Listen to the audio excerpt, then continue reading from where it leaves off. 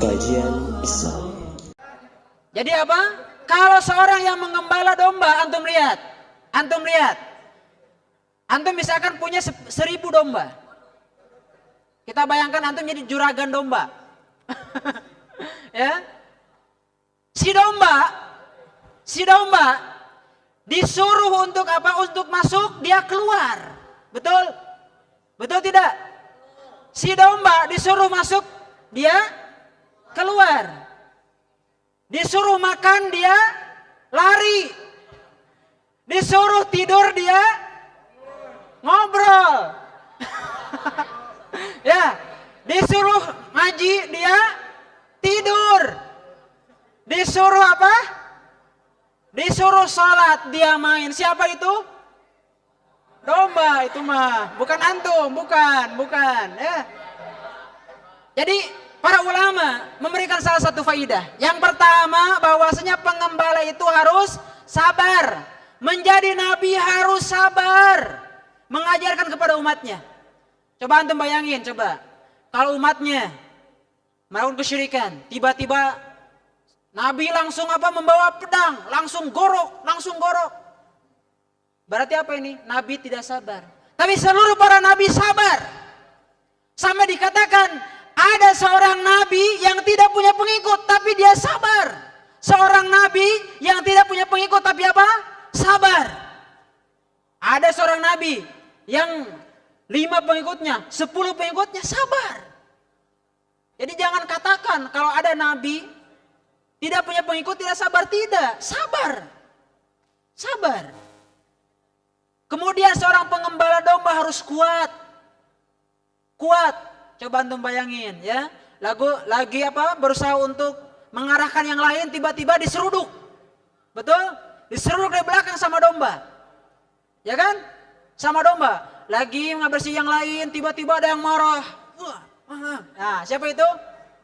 Domba itu mah. Ya. Atau faedah yang lain, bahwasanya seorang pengembala domba itu harus punya helm. Harus punya sifat kasih sayang. Antum pernah melihat seorang pengembala domba yang bawa golok? Domba enggak ini langsung tebas? Melihat? Tidak. Makanya para ulama rahimahumullah itu memberikan sebuah faedah. Seorang pengembala itu harus hilm. Bahkan sampai 70 faedah yang dimiliki seseorang yang dia belajar apa? Mengurus domba. Makanya para nabi banyaknya mengurus domba. Makanya antum di sini jangan seperti domba ya ikhwan. Ya, disuruh ngaji, ya ngaji gitu. Suruh tidur, ya tidur. Disuruh apa lagi? Jadi kalau enggak ini kayak kalau yang kita sebutkan siapa tadi? Domba. Antum mau mencontoh para sahabat, mencontoh domba? Nah. Kemudian ya ikhwan, ketika bagaimana Rasulullah SAW berada pada usia 12 tahun. Rasulullah berusia pada 12 tahun. Rasulullah SAW mulai mengikuti pamannya untuk berdagang. Hidup mandiri. Hidup apa? Mandiri. Mandi sendiri. Karena apa Rasulullah SAW ya ikhwan tidak seperti antum. Rasulullah SAW itu besar, lahir dalam keadaan yatim. Rasulullah SAW lahir dalam keadaan apa? Yatim. Antum masih punya ibu?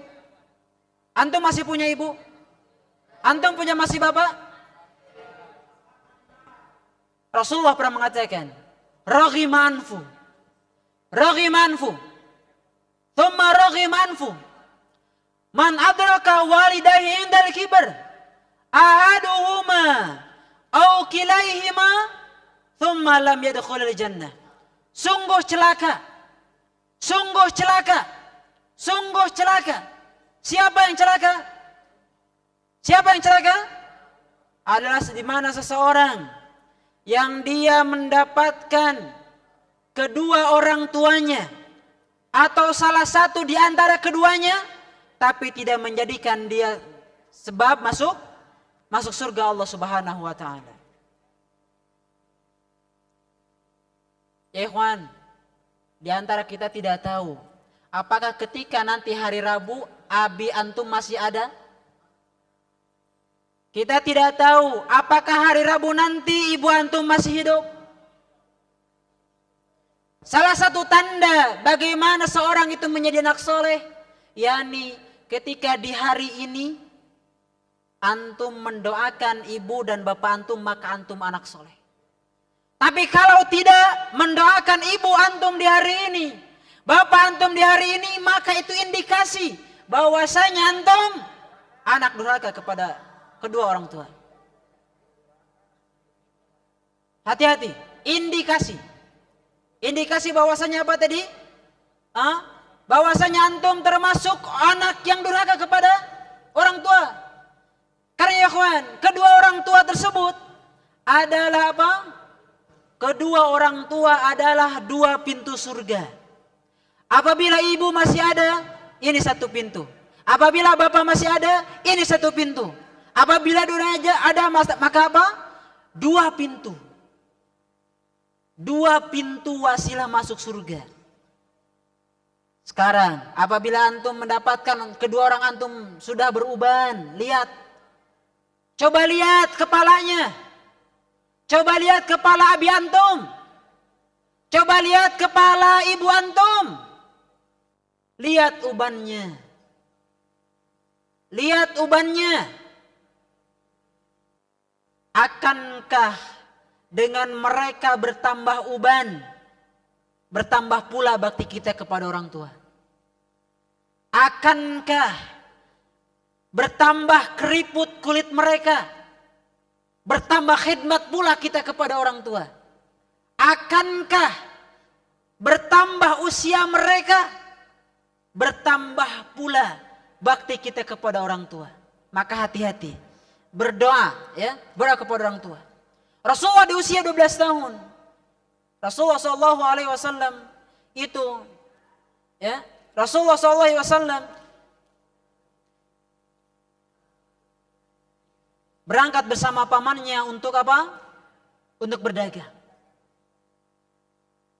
Dan ini di usia 12 tahun Rasulullah SAW sudah mencari uang sendiri. Adakah di sini di antara antum? Adakah di antara antum yang hadir saat ini? Di saat ini, di malam ini, di mana kita semua apa? Di mana kita semua di saat ini masih minta kepada orang tua? Ada? Ada yang masih minta kepada orang tua? Ada? Bahkan kita meminta yang sesungguhnya kita tidak butuh. Kita minta sesuatu yang tidak butuh. Ya ikhwan, andaikan orang tua itu diminta oleh kita, ibu, bapak, saya hanya minta. Saya minta apa? Ridhomu, ridho abi dan ridho umi.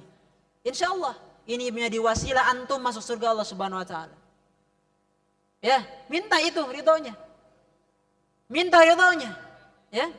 Kemudian yang terakhir, kalau sungguh terlalu lama ini sudah lebih, ya, adalah meminta doa, ya, meminta doa apa?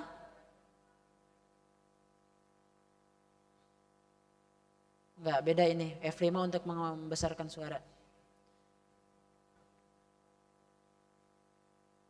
Apanya? Ya ini udah diklik double dari tadi. Tuh. Nah sudah, nggak apa-apa. Yang terakhir Anda sampaikan yakni dengan sebuah doa meminta akhlak yang baik. Allahumma hasanta khalqi fahassin khuluqi. Hadis ini ya ikhwan diriwayatkan dari Ibnu Hibban, ya. Ya Allah, sebagaimana Engkau baguskan badanku maka perbaikilah akhlakku. Ya ikhwan, seorang berakhlak itu bisa diusahakan. Pertama dengan doa, kedua dengan ikhtiar dia. Ya. Pertama dengan doa, kedua dengan ikhtiar dia. Dan doa ini sebagian di antara kaum muslimin mengenal dengan doa bercermin. Padahal ini bukan doa bercermin. Apa doanya tadi? Allahumma gimana? Allahumma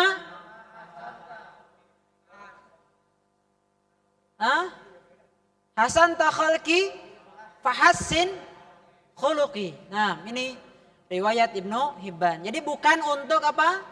Bukan untuk bercermin, ya, bukan untuk bercermin.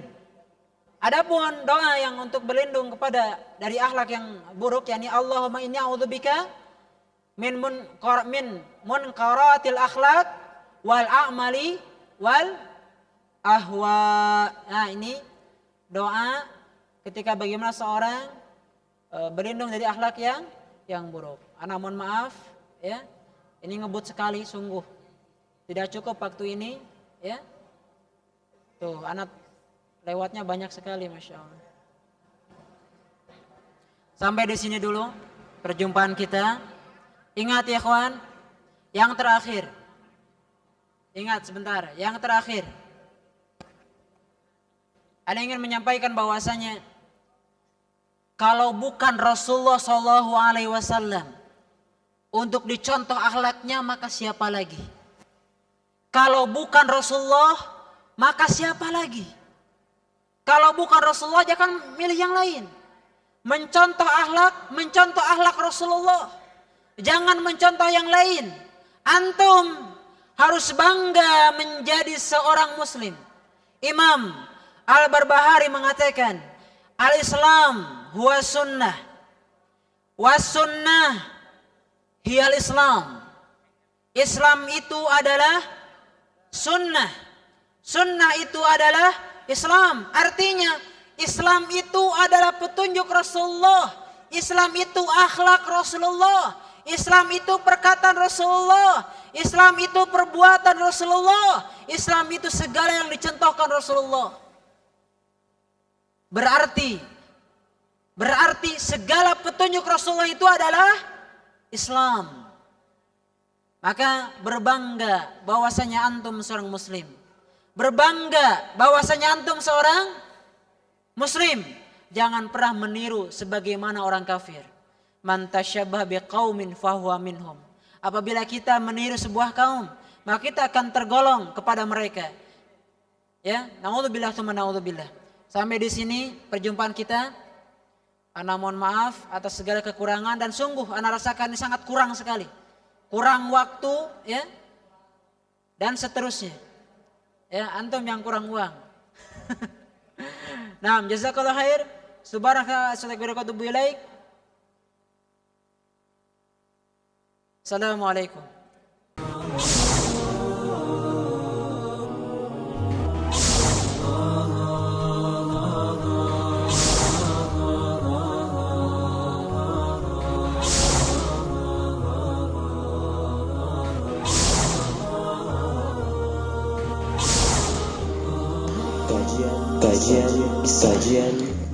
Kajian Islam